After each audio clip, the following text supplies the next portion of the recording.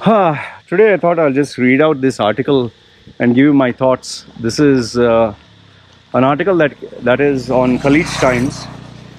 Um, I'll read it out to you and I'll give you my thoughts and analysis. And whenever there is a kind of a bad news that is being shared about the UAE or the business market, I kind of get surprised because most of the bad news has to be controlled.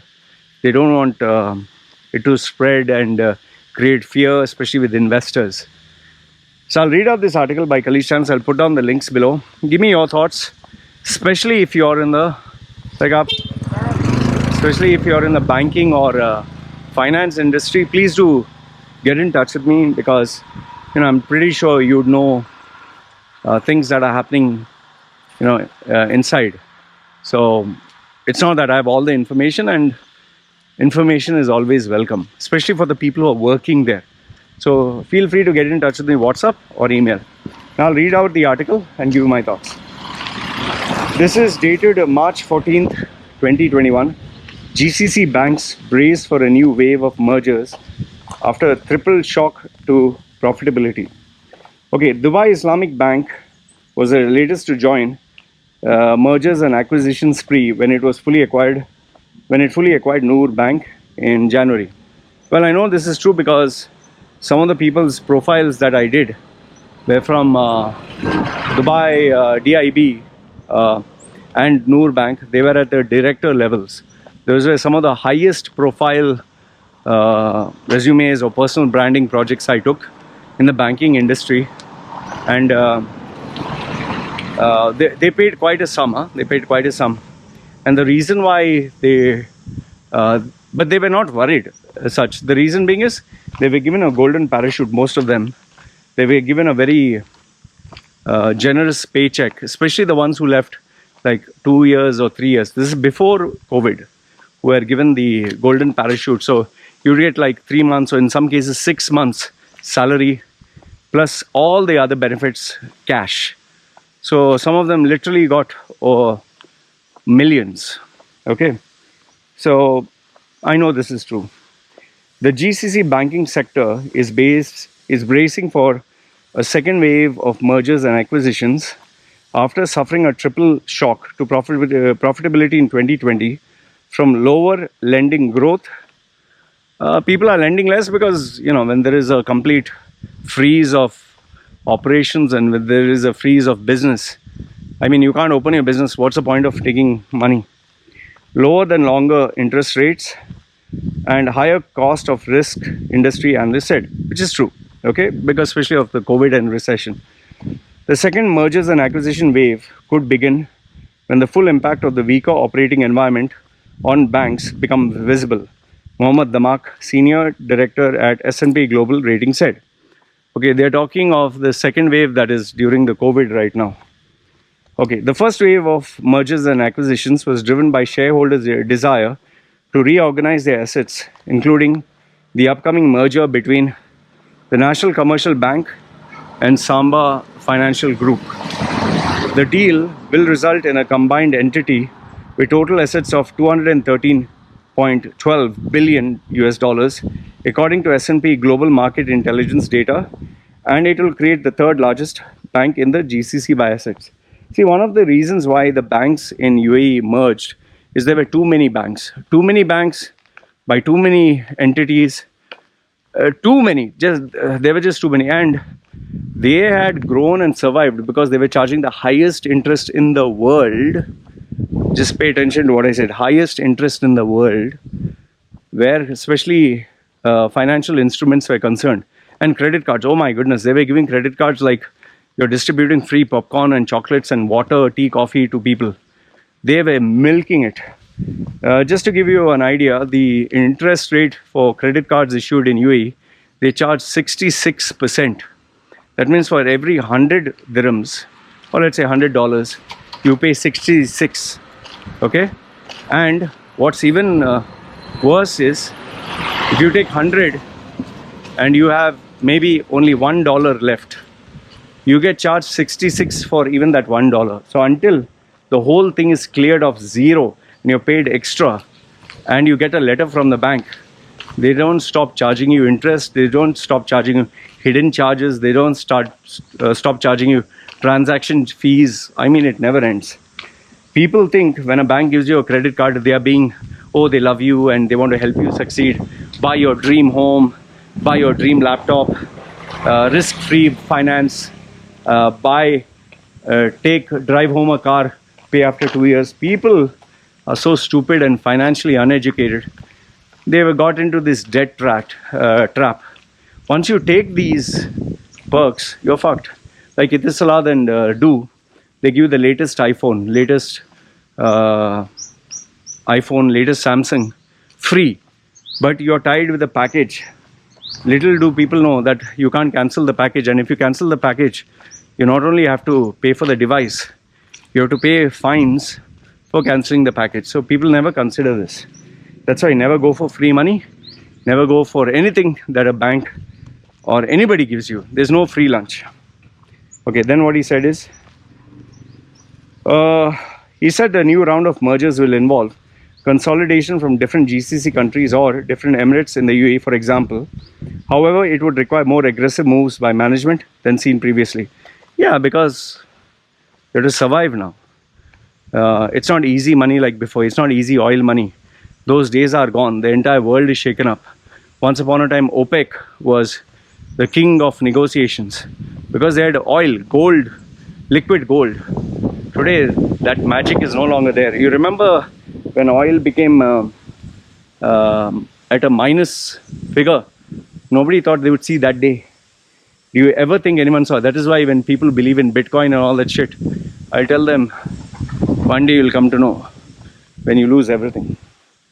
Okay, next one. The GCC, that is why anyone who tells me he's an expert, I always tell him, get ready for a black swan event. And they say, oh yeah, we are mentally ready. If you're smart, you know how to, all people talk shit. But when they will lose, that time they'll get totally fucked. Okay, next one. The GCC banking sector has been undergoing a major consolidation phase with 20 banks negotiating mergers and acquisitions with an estimated 1 trillion worth of assets. The UAE, you know, this 1 trillion worth of assets and all that is a very questionable figure. Very, very questionable figure. Sometimes I feel it is just hyped up. Like, for example, the bank owns 20, 30 apartments or whatever. Well, if nobody is staying in those apartments, if those apartments are not complete, or if those apartments are now, you purchase them at the peak price and give it that value, and today its value is shit. It's not the same figure as what you paid it. So people simply hype up 1 trillion worth of assets. The UAE has been leading the drive with the highest number of mergers, both in terms of value and volume. Value, I don't know. Volume, yes. The reason being is to survive. They are very careful what words they use. In 2019, 6 mergers and acquisitions were being negotiated in the UAE worth $625.25 billion, and 2 in Saudi Arabia worth $206 billion, and 1 each in Kuwait and Oman. So you see, the highest is in UAE because the highest amount of hype is in UAE. Just imagine, Saudi is bigger than UAE, but UAE has more mergers. In 2019, Abu Dhabi Commercial Bank, oh my goodness, number of people who lost their jobs from that bank is not even funny. I know because I have worked on their profiles. With Union National Bank in May, and the new entity took over Al Hilal Bank as its Islamic arm. Dubai Islamic Bank was the latest to join the mergers and acquisition spree when it fully acquired Noor Bank in January. This acquisition of Noor Bank led to many redundancies, massive. So many people lost their jobs, quite a number, and that also not the small positions, the guys at the top. The merger of National Bank of Abu Dhabi, the First Gulf Bank in 2000, First Gulf Bank, another one, really bad scene, and UAE's largest bank, First Abu Dhabi Bank, and the merger of ADCB, Union National Bank, and Al Hilal Bank, and SABB, and Al Awal. What is SABB? I don't know. Al Awal Bank in Saudi Arabia were among the most significant mergers and acquisitions in GCC banking sector in recent times. I do not know about Al Awal Bank and SABB, so if you know anything about it, just share with me that information. Then it says the twin challenges of the pandemic and protracted low oil prices will hit banks' profitability through slower credit growth, slimmer net interest margins, and higher provision for bad loans. So bad loans were a massive, huge hit. How I know this is because I had the senior guys in the banks. They were saying the way they were distributing loans and financial instruments, I mean, you can't put all those defaulters into jail. If you put a person in jail, how is he going to pay back? You remember that, what is that? Atlas Jewelers? Atlas, or I don't know, what is that gold shop, that Malayali businessman? They put him behind bars for billions of dollars worth of unpaid amounts. If he's in jail, he can't pay you back. He has to work. So in the same way, these people who take credit cards and loans, you threaten to put them in jail, how will they pay you back? This is where banks are stupid, you know. And the worst part is these sales executives, these sales teams, sales managers, they don't care whether you'll pay back or not. They just want to sell so they get their salary and commission. And I remember in the year 2000, the commissions were sky high. Imagine you'd get commissions of 15,000 US dollars, 20,000 US dollars just for selling credit cards. I even know people in the this mortgage industry, easily they were making $100,000, $100,000. Just let that sink in. Just by selling apartments, are selling like hotcakes. And I know some people who made millions. But you make millions, you also lose millions. What comes easy goes easy, Baba. The revenue shock will shift management attention to cost discipline and consolidation opportunities. Mergers and acquisitions will remain a recurring credit theme over coming years, said Moody's analyst. Well, it's to survive. They can't operate. The market is very limited.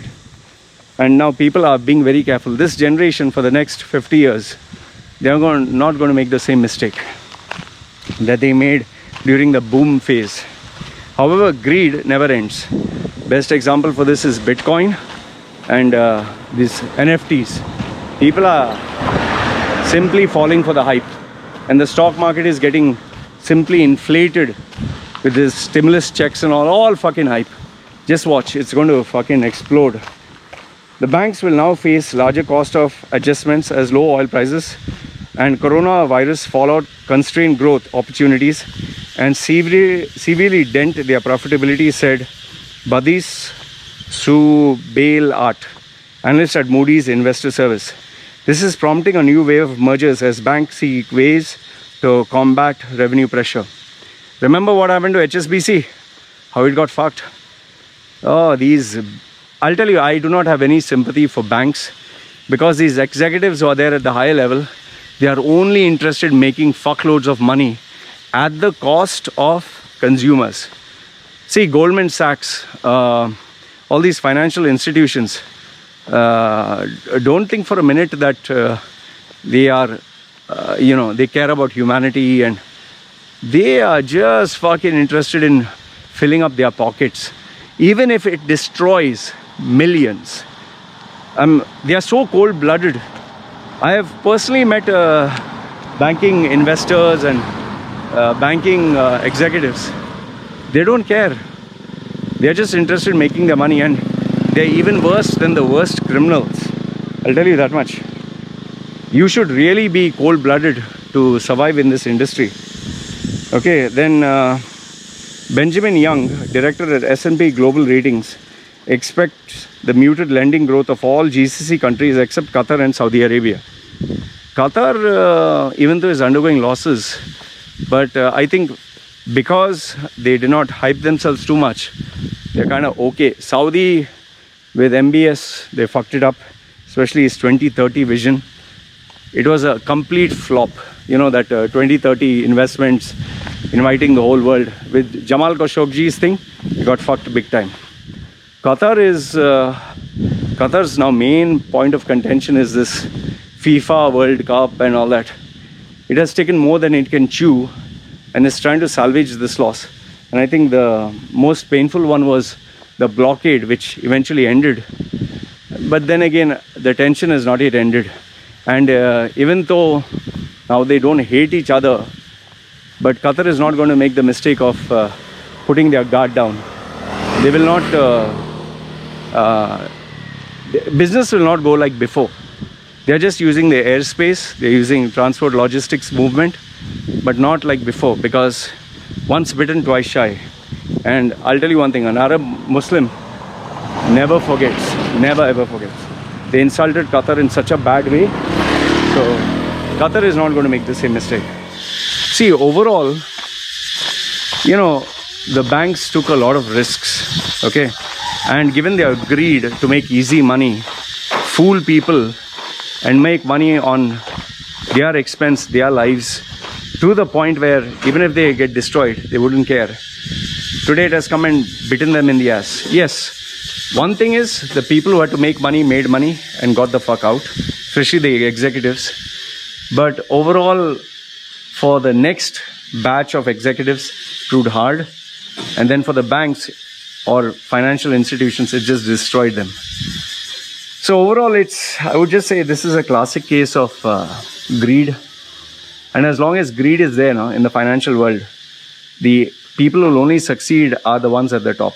Like I always tell you, the rich will become richer, poor will become poorer. So as far as I see, the banks, there will be more terminations, more mergers. And one of the biggest things is cost cutting by outsourcing, by focusing on artificial intelligence, digitalization, and automating the process. So that is why many people will lose their job, many. The banking industry is crossed its glory days. Now the banking industry will have fewer people, and it's going to be harder, at least for the next couple of years, to make money.